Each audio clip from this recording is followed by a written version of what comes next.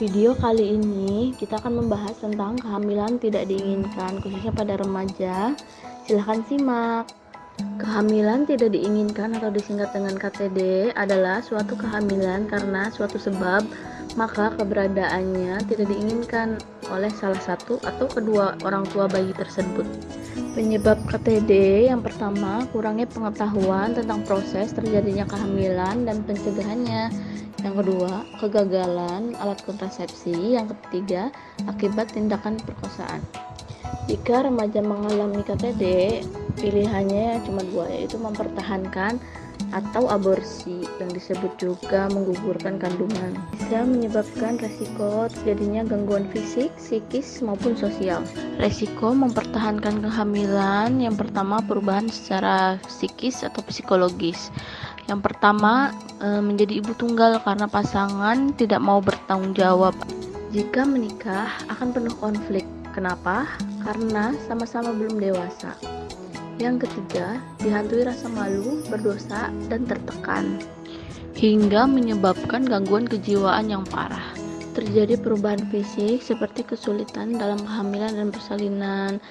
Biasanya terjadi kasus PEB. PEB itu darah tinggi dalam kehamilan ya, atau keracunan kehamilan.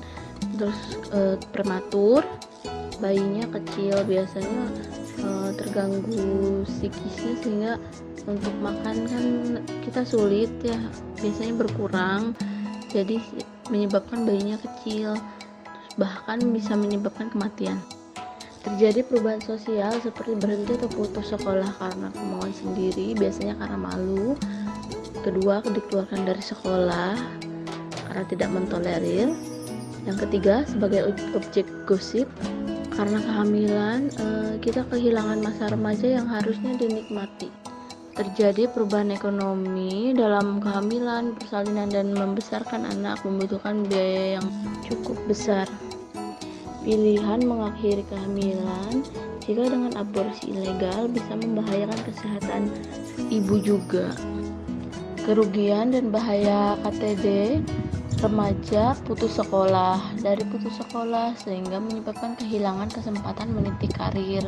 Menjadi orang tua tunggal atau terjadi pernikahan dini, sulit beradaptasi sebagai peran baru menjadi orang tua, sulit beradaptasi dengan pasangan kita, kemungkinan mengakhiri kehamilan sehingga terjadi aborsi secara ilegal. Sekian, generasi emas masa depan cerah.